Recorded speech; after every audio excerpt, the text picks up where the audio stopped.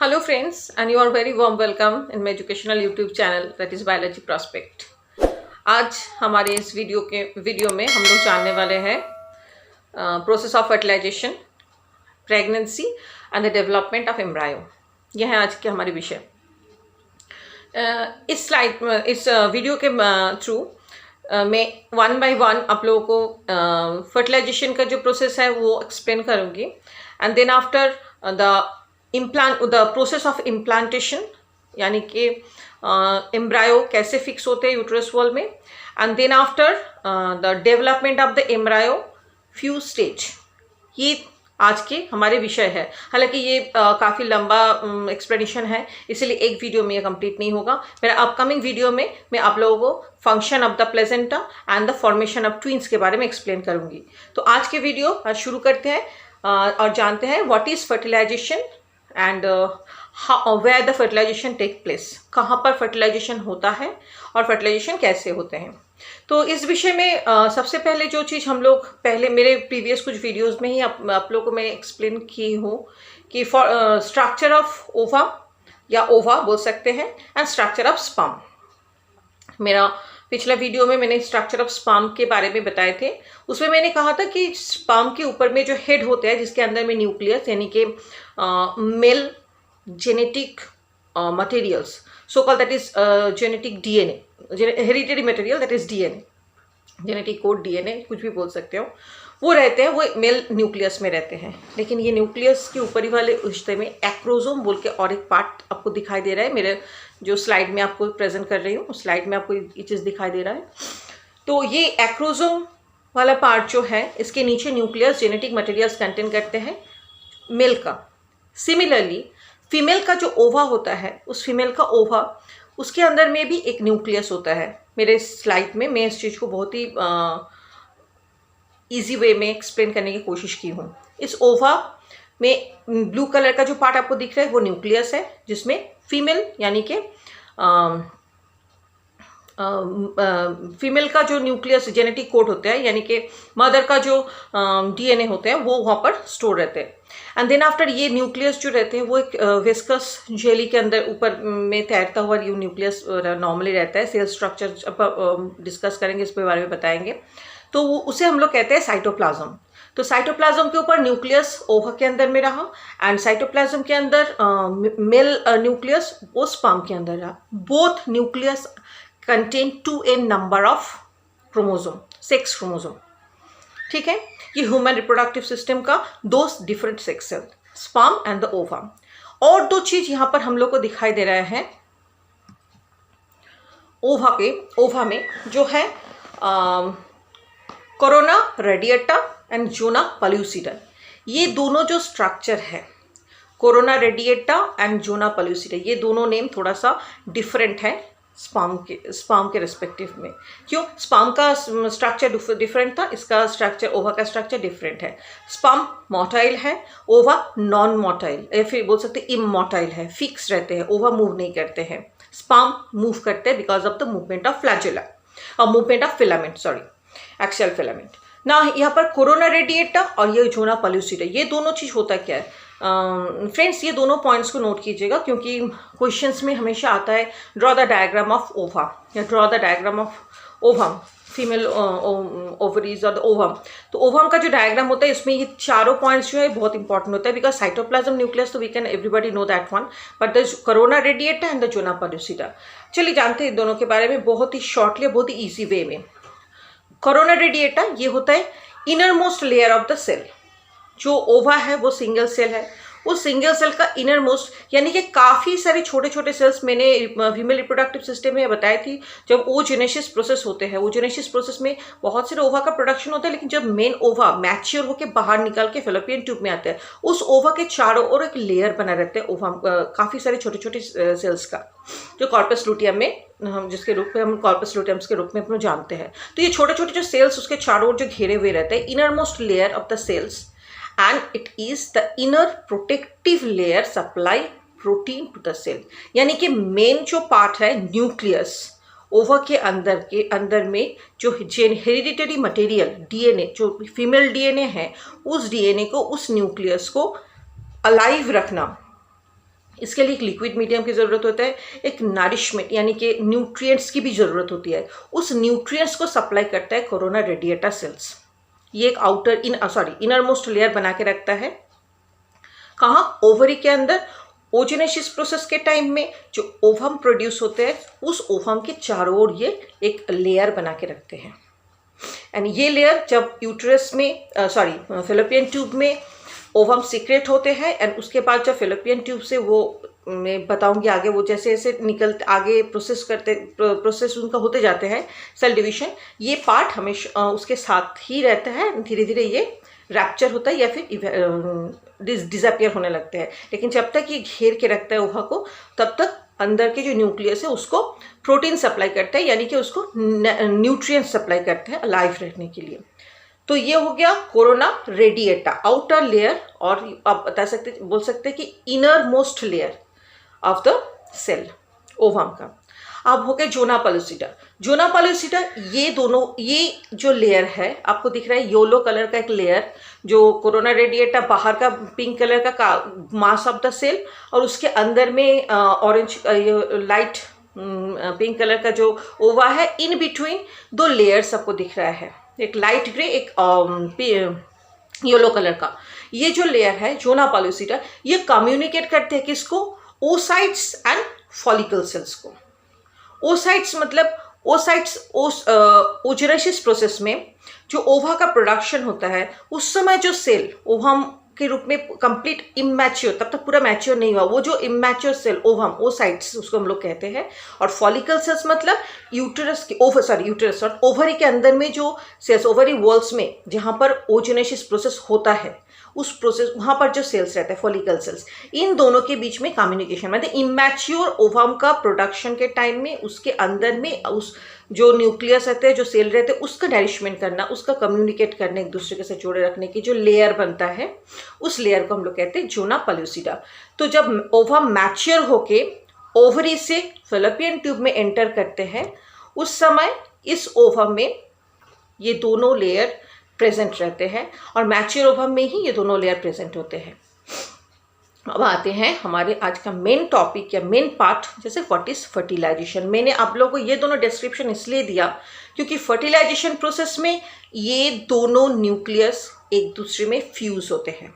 Simple word में हम लोग कह सकते हैं ड्यूरिंग सेक्सुअल इंटरकोर्स, यानी कि coitus, sexual intercourse, sexual meeting time में, when sperm are deposit into the female reproductive system, जब वेजिना, क्लेटोरियस एंड उसके थ्रू विद इन 5 मिनट्स में स्पर्म एंटर कर जाता है फीमेल वेजिना के थ्रू यूटेरस में, तो इस मोमेंट में ये जो प्रोसीजर चलता है, यानी कि स्पर्म का एंटर होने के बाद अगर वो ओवम को, जो मैच्योर ओवम वहाँ पर प्रेजेंट रहते हैं, उस ओवम को वो फर्टिलाइज करते हैं, यानी कि स्पर्म का जो न्यूक्लियस है वो एंड ओवम का जो न्यूक्लियस है वो दोनों जब मिक्स होते हैं, यानी कि आपस में सेल डिवीजन होने के बाद जब क्रोमोसोमल एक्सचेंज हो जाते हैं, इस प्रोसेस को हम लोग बोलते हैं कॉपुलेशन।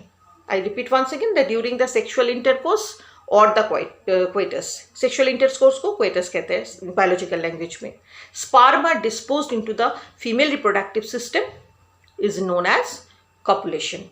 एंड इस कॉपुलेशन प्रोसेस में जब वो दोनों न्यूक्लियस मिक्स हो जाते हैं एंड जाइगोट की फॉर्मेशन करते हैं, this is the process known as fertilisation. So fertilisation actually act of the fusion of the male gamete and the female gamete. Simple, that is a very easy way में मैंने बताया। Copulation means sperm enter होना, uterus तक पहुंचना और ovum को fertilise करने के लिए रेडी होना। And then after, when male nucleus and the female nucleus दोनों मिक्स होके इंटरचेंज होते हैं, न्यूक्लियर हेरिडिटरी मटेरियल्स का एंड जाइगोट का फॉर्मेशन होता है। So the act of the fusion of the male gamete sperm and the female gamete egg to form zygote. Simple इस procedure को हम लोग कहते हैं फर्टिलाइजेशन। सिंपल वर्ड, क्योंकि फर्टिलाइजेशन का डेफिनेशन अक्सर पूछा जाता है, व्हाट इज फर्टिलाइजेशन।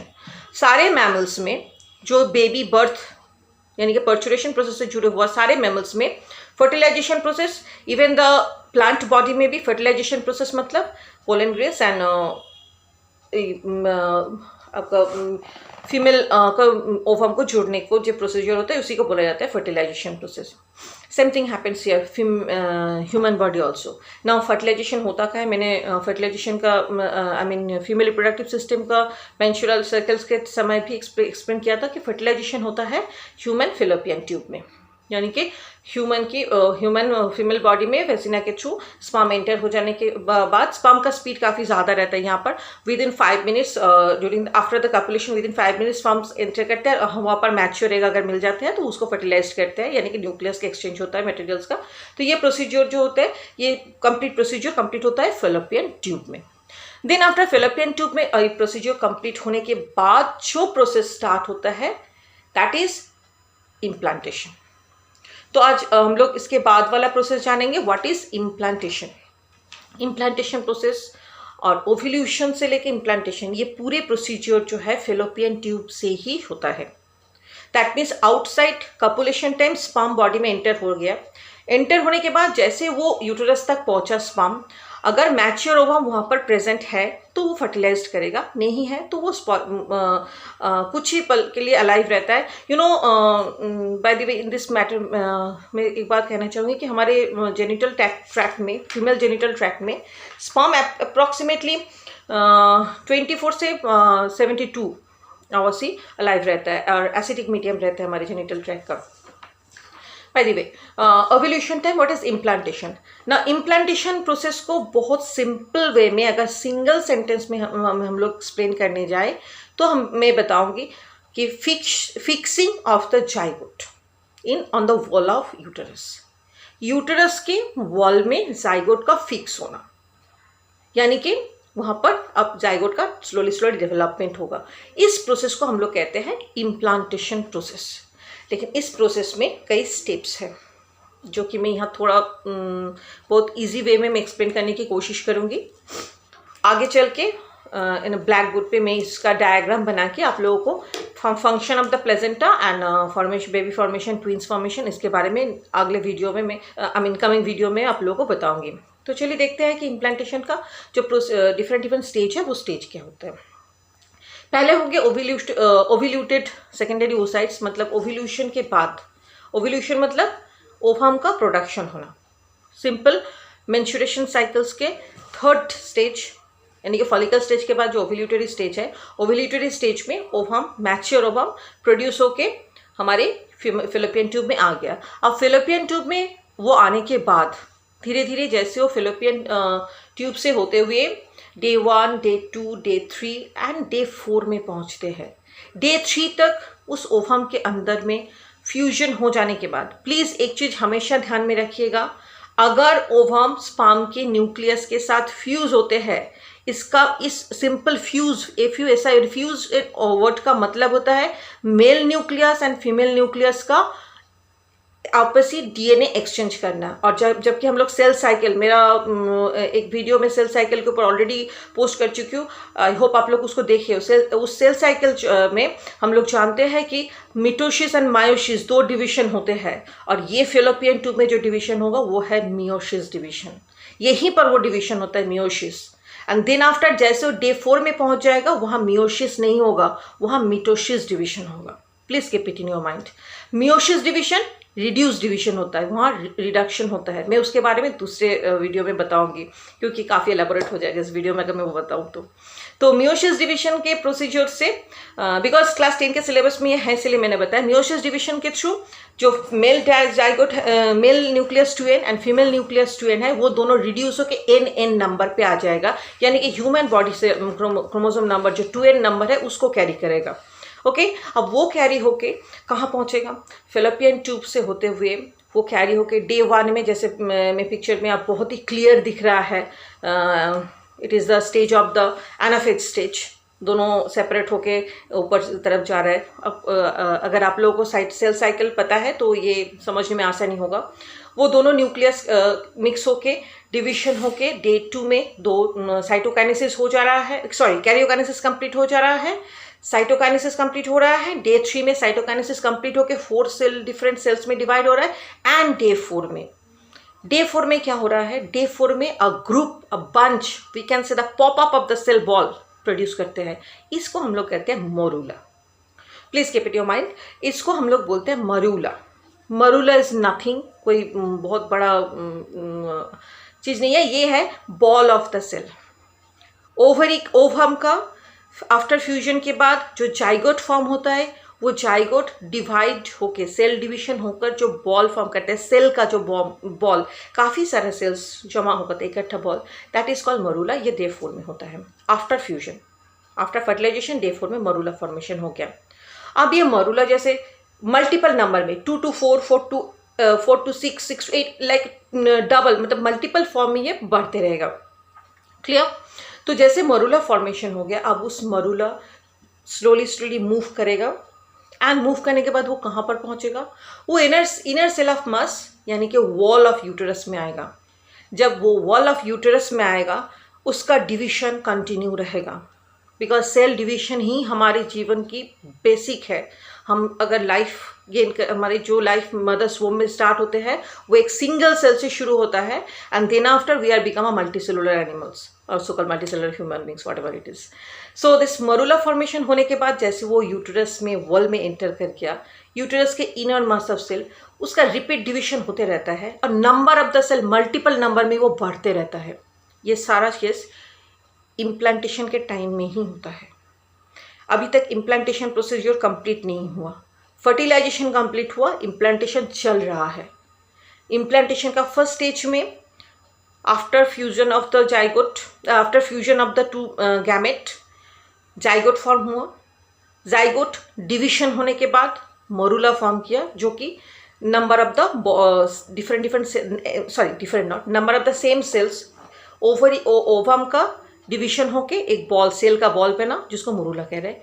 अब मरूला का डिवीजन कंटिन्यू है और वो डिवीजन होते होते वो पहुंचता है यूटेरस का वॉल में, जहां उसको हम लोग डे 7 में वो यूटेरस के वॉल में फिक्स होने की कोशिश करते हैं, यानी कि यूटेरस के वॉल में आफ्टर फर्टिलाइजेशन वो फिक्स। इस प्रोसेस, यहाँ पर मरूला का जो डिवीजन हो गया सेल का, इस फॉर्म को हम लोग कहते हैं ब्लास्टोसाइट्स।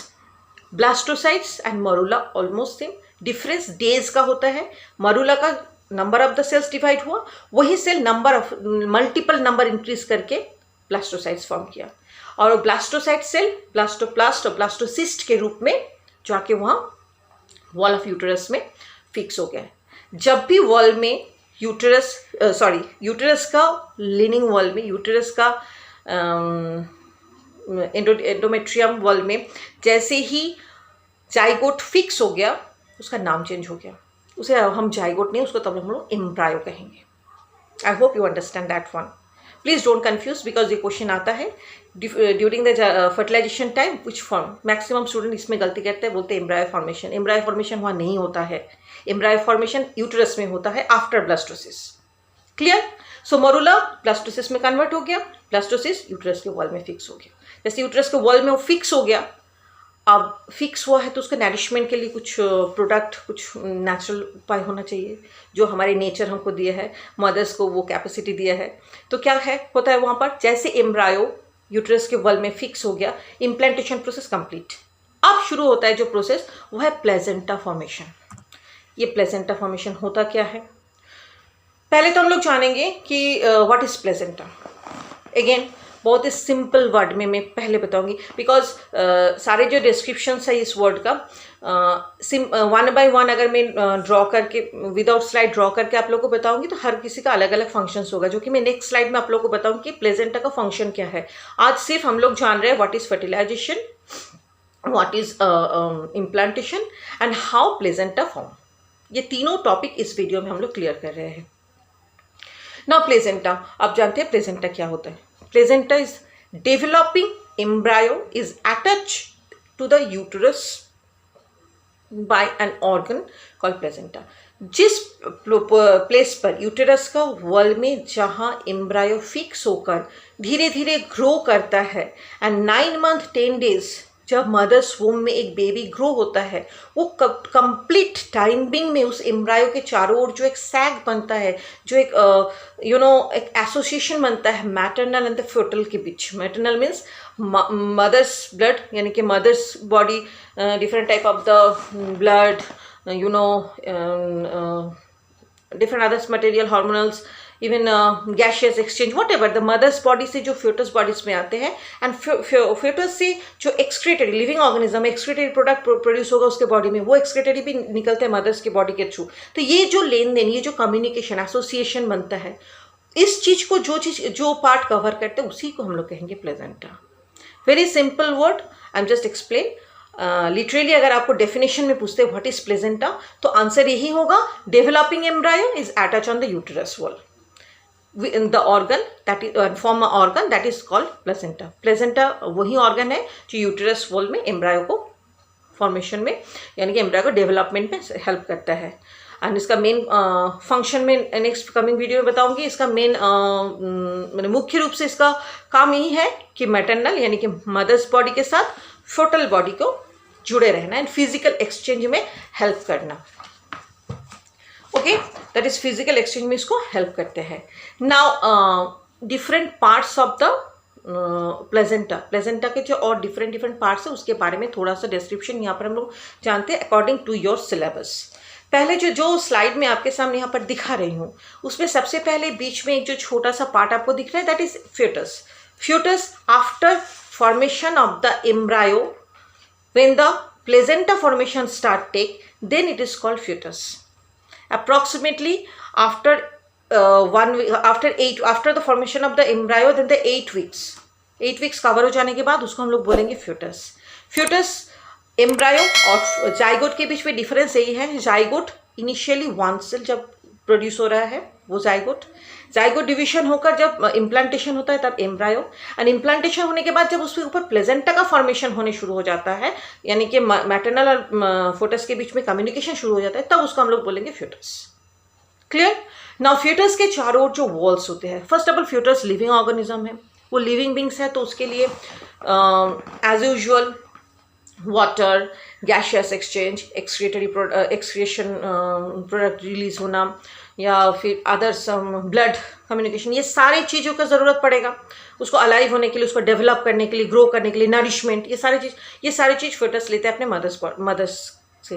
लेकिन कैसे लेते हैं? ये सारी चीज़ एक्सचेंज करने के लिए डिफरेंट पार्ट्स होते हैं उनके चारों ओर।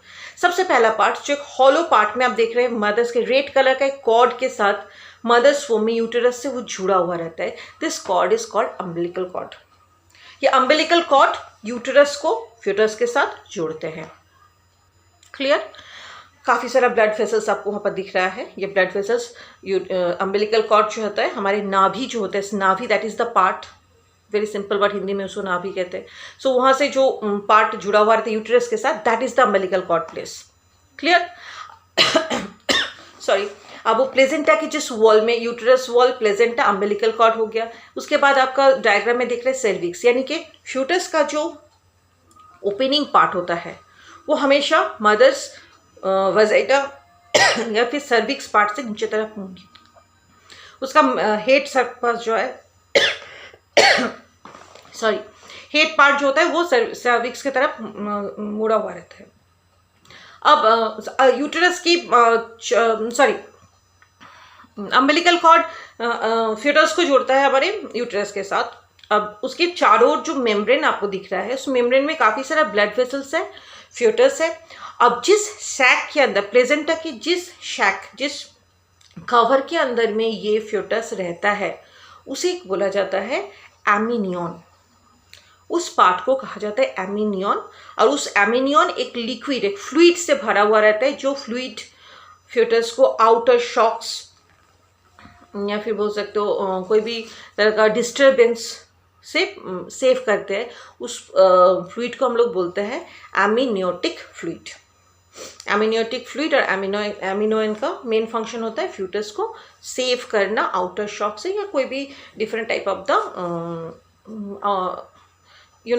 काफ़ी तरह का प्रॉब्लम्स बाहर में, मदर्स कोई हैवी वर्क कर रहे हैं या फिर कोई भी हिट कर रहा है या फिर कुछ भी प्रॉब्लम बाहर से होते हैं, तो उस चीज़ से फ्यूटस को सेव करने का ड्यूटी होता है एमिनियोटिक फ्लूइड और एमिनियन सैक का। देन आफ्टर ये कंप्लीट जो सैक के बाहर में और एक लेयर आपको दिखा रहा है, उसको बोला जाता है कोइरॉन बोन। ओके, उसको बोला जाता है chorion. Chorion, CHORION, chorion. Chorion ये आउटर पार्ट और या फिर बोल सकते हैं outer cover of the amnion. Clear? इसका काम होता है एमिनियन को सेव करना आउटर शॉक से। और एक इंपॉर्टेंट चीज यहाँ पर रहता है जिसको हम लोग कहते हैं विली। विली मतलब प्रोजेक्शन लाइक फिंगर्स। ये विली वर्ड हम लोग देखे होंगे सेल ऑर्गेनेल्स पढ़ते समय में। विली मतलब दो टाइप का विली मेनली यहाँ पर वॉल ऑफ द यूटेरस में प्रेजेंट रहता है। एक विली जो होते हैं वो फ्यूटस को डायरेक्ट फ्यूटस से जुड़ा हुआ रहता है, यानी कि एक प्रोजेक्शन टाइप, एक खांच जैसा बनता है, वो फ्यूटस से जुड़ते हैं। और दूसरे ऑनसेट विली जो होता है वो यूरिन वॉल से जुड़ा हुआ रहता है। ये दोनों आपस में इंटरलॉक होते हैं। इनका मेन मुख्य काम होता है मदर्स ब्लड से फ्यूटस के ब्लड में मटेरियल्स, इवन लिविंग मटेरियल्स को सप्लाई करना। लेकिन ये दोनों विली जो है एक दूसरे में अनलॉक नहीं होता, यानी कि दोनों का काम एक है लेकिन एक दूसरे के साथ कभी ब्लड को मिक्स नहीं करते हैं। तो this is the main structure of the formation of the placenta. मेरा कमिंग वीडियो में आप लोग को एक्सप्लेन करूंगी that is the what is the function of the placenta and the different type of the twins, how the twins formation take place. I hope कि आप लोग को ये चीज़ समझ में आया होगा। तो प्लीज़ कमेंट करके बताइएगा। अगर कोई एक्स्ट्रा आप लोग को एक्सप्लेन करना है तो मैं नेक्स्ट वीडियो में उसको एक्सप्लेन कर दूँगी। And don't forget to like, share and subscribe. और अपकमिंग वीडियोज़ को जल्द से जल्द देखने के लिए बेल बटन ज़रूर प्रेस कीजिएगा। I hope the whole things, that is 3 things, fertilization, implantation and the placenta formation, ये तीनों वर्ड आप लोग का इस वीडियो के थ्रू क्लियर हो जाएगा। So take care, have a nice day, bye.